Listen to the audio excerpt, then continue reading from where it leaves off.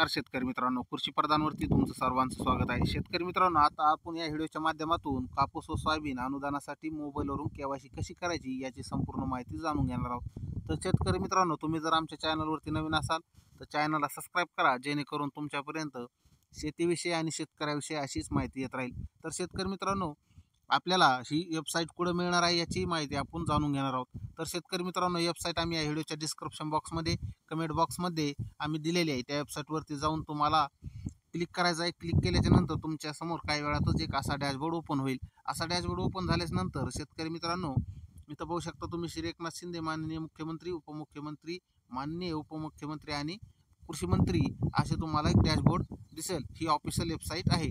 यानंतर आपल्याला इथं खाली दिसेल बघा, लॉग इन आणि वितरण स्थिती, हे दोन ऑप्शन आपल्याला यावरती दिसेल। आता ही लॉग इनची ऑप्शन काय आहे, हे लॉग इनचं ऑप्शन जे आहे ते फक्त आपल्याला कृषी अधिकारी आपल्याला लॉग इन तिथून ते करू शकतात। आता मग शेतकऱ्यांनी आपल्याला लॉग इन करून आपली केवायसी कशी करायची, त्यासाठी आपल्याला वितरण स्थिती यावरती क्लिक करायचं आहे। आता लॉग इन केल्याच्या नंतर इथं इंग्लिशमध्ये राहतं, मी याला मराठी भाषा केलेली आहे। त्यावरती 2 नंबरचे ऑप्शन आपल्याला वितरण स्थिती यावरती क्लिक करायचं आहे। आता शेतकरी मित्रांनो, यावरती क्लिक केल्याच्या नंतर आपल्या समोर काही वेळातच एक असं डॅशबोर्ड ओपन होईल। असा डॅशबोर्ड ओपन झाल्याच्या नंतर इथं तुम्ही पाहू शकता वितरण स्थिती मध्ये आपल्याला 1 नंबरला आलेला ऑप्शन आधार क्रमांक टाका। यामध्ये तुम्हाला आधार क्रमांक टाकायचा आहे। जर तुमच्याकडे तुमच्या गावची यादी नसेल तर तुम्ही तुमचा स्वतःचा आधार नंबर तिथे टाकून पाहू शकता।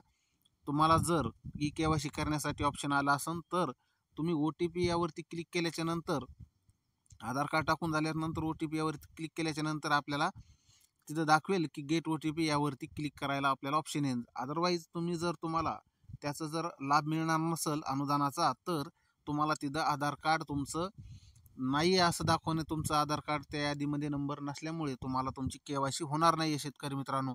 तर आपण जाणून घेऊया की आता ई केवायसी कोणाकोणासाठी आहे। आता ज्या शेतकऱ्यांनी 2023 मध्ये कापूस व सोयाबीन याचा ई केवायसी केली होती, आपली पीक पाहणी केली होती, त्या शेतकऱ्यांना फक्त याचं अनुदान मिळणार आहे। ते हेक्टरी अनुदान आहे 5,000 रुपये। त्याची मर्यादा 1 हेक्टरपासून तर 3 हेक्टरपर्यंत केलेली आहे। ज्या शेतकऱ्यांच्या नावावर 2 हेक्टर 3 हेक्टरपर्यंत जमीन आहे त्यांना हेक्टरी 5,000 रुपये अनुदान मिळणार आहे। तर शेतकरी मित्रांनो, चला तर वेळ न घेता व्हिडिओला सुरुवात करूया की आपल्याला आपली ई केवायसी कशी करायची मोबाईलवरून। तर शेतकरी मित्रांनो, पुन्हा एकदा सांगतो, तुम्ही हा व्हिडिओ कोण्या जिल्ह्यातून पाहताय कमेंटमध्ये नक्की कळवा। व्हिडिओला एक लाईक करा, व्हिडिओला शेअर करा, जेणेकरून तो शेतकऱ्यांपर्यंत पोहोचला पाहिजे। तर शेतकरी मित्रांनो, आपल्याला 1 नंबरच्या बॉक्समध्ये आधार क्रमांक टाका असं विचारलेलं आहे। तिथं तुम्हाला तुमचा आधार क्रमांक टाकायचा आहे शेतकरी मित्रांनो। जर तुमच्याकडे तुम्हाला गावची यादी डाउनलोड नसेल तरी तुम्ही तुमचा आधार क्रमांक तिथे टाकू शकता। टाकल्याच्या नंतर तुम्हाला जर अनुदान मिळणार असेल तरच तुमचा आधार कार्ड पुढे OTP येईल, अन्यथा तुम्हाला OTP येणार नाही। आधार क्रमांक टाकून झाल्याच्या नंतर 2 नंबरच्या ऑप्शनमध्ये आपल्याला ZPSTT असा एक कॅप्चर कोड दिसेल। प्रत्येकाला वेगवेगळा कॅप्चर कोड दिसेल, तो समोरच्या बॉक्समध्ये टाकायचा आहे। बॉक्समध्ये टाकल्याच्या नंतर इथे 2 ऑप्शन आपल्याला विचारलेले आहेत, प्रमाणीकरण प्रकार म्हणजे OTP आणि बायोमेट्रिक। त्यामध्ये आपण जर तुम्ही तुमच्या घरून करत असाल तर त्यावरती OTP यावरती आपल्याला क्लिक करायचं आहे। OTP वरती यावरती क्लिक केल्याच्या नंतर खाली आपल्याला गेट आधार OTP यावरती क्लिक करायचं आहे। खाली बघू शकता तुम्ही पारव्या कलरमध्ये तुम्हाला एक नाव दिसतंय, त्यावरती तुम्हाला क्लिक करायचं आहे। यावरती क्लिक केल्याच्या नंतर काही वेळात आपल्याला तुम्ही जो तुमच्या आधार नंबरला मोबाईल नंबर दिला होता त्यावरती एक OTP येईल। OTP आल्याच्या नंतर आपल्याला तो OTP तिथं टाकायचा आहे। अशाप्रमाणे आपल्याला एक मेसेज सेंड केला आहे असं एक दाखवेल। इथं तुम्ही बघू शकता OTP या बटनावर क्लिक केल्यानंतर तुम्हाला तुमच्या आधार संलग्न मोबाईल क्रमांकावर OTP प्राप्त झालेला आहे असं इथं आपल्याला दाखवेल। असं दाखवल्याच्या नंतर आपल्याला इथं ओके करायचं आहे।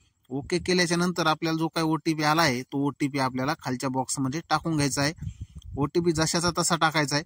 आता तुम्हाला बघा तुमच्या समोर एक असा ऑप्शन येईल, यामध्ये तुम्हाला OTP टाकायचा आहे।